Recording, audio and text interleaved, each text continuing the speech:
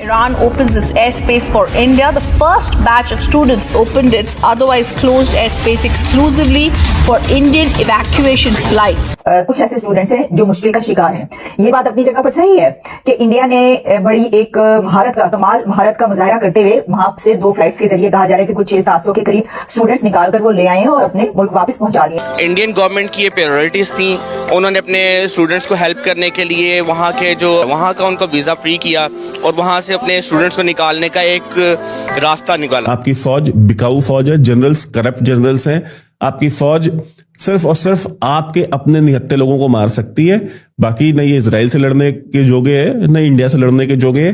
ये फौज आपकी भाड़े की फौज है। बाबू ने बैक ट्रैक ये कह के किया कि नहीं मोदी ने भारत की तरफ से रोका और मैंने पाकिस्तान की तरफ से रुकवाया। उन्होंने ये पूरा क्लेम कर दिया कि वो पाकिस्तान को ओन करते हैं और पाकिस्तान में आसिम मुनीर वहां बैठा हुआ है, इस बात को कॉन्टेस्ट भी नहीं कर रहा है। ईरान ने ये धमकी इसको ना कहें तंबी जो है वो तमाम इर्द गिर्द के मुल्कों को भेजी है। कतर की उन्होंने जिम्मेदारी लगाई है क्योंकि कतर के साथ उनकी बातचीत है। उन्होंने कतर को ये कहा है कि तमाम इर्द गिर्द के मुल्कों को बता दे, स्पेशली मुसलमान मुल्कों को जाहिर है कि जिसकी भी जमीन हमारे खिलाफ इस्तेमाल हुई फिर वो अपने मामला का खुद जिम्मेदार होगा।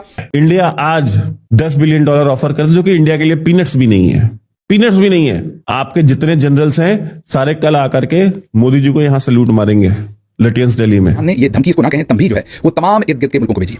कभी वो रात को कहता है कि मैं इसराइल के खिलाफ इस्तेमाल करवाऊंगा, सुबह कहता है मैं ईरान के खिलाफ इस्तेमाल करवाऊंगा। और अब अगर ईरान खुदा न खास्ता तेहरान फॉल करता है तो आप उनके जो स्ट्रेटेजिस्ट हैं उनकी गुफ्तगू चेक कीजिए कि अगली बारी पाकिस्तान की है खाकम बदहन। हम इस ट्रेल को नहीं समझ रहे।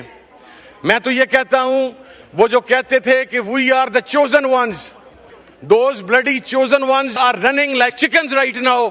जब ईरान ने उनको स्ट्राइक किया, ईरान ने उनको जवाब दिया है, वो तो वहां पर खड़े नहीं रह सके, इसलिए कि वो गासिब थे।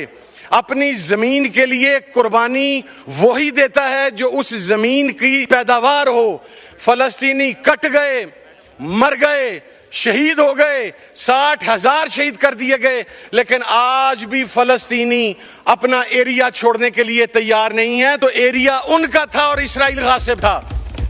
हम अभी रिसेंटली जो पाकिस्तानी इसराइल से होके आए हैं, हमारे पासपोर्ट के ऊपर लिखा हुआ है कि पाकिस्तानी आपका ये पासपोर्ट जम के हमले कर रहा है और इनके भाई लोग जो हैं वो मारे जा रहे हैं कचरे की तरह। और दूसरी तरफ आसिम मुनीर मियाँ जो हैं वो बैठे हुए हैं कहाँ? अमेरिका में। अच्छा, दूसरा और जो फॉल आउट था वो भी आ गया है सामने।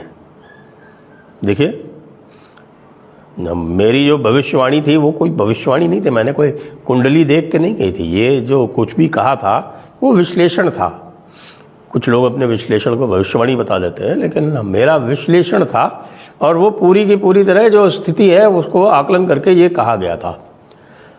और आपको मैंने कुछ दिन पहले बताया था कि भाई जो चाइना, कुछ दिन पहले क्या, जो सवेरे वाला जो वीडियो था उसी में बताया था आपको कि भाई चाइना जो है वो भी नाराज़ हो गया है पाकिस्तान से, क्योंकि चाइना ये उम्मीद कर रहा था कि भाई जो यूएस के कुछ सीक्रेट्स है या यूएस से अभी मांग कर रहा है पाकिस्तान कि भाई हमको थोड़ा एयर डिफेंस दिया जाए, हमको कुछ और दिया जाए। यूएस इस पर जो है वो कह तो रहा है ऊपर से, आपको पता है ट्रंप की बात का कोई भरोसा नहीं है। ट्रंप की बात का मजाक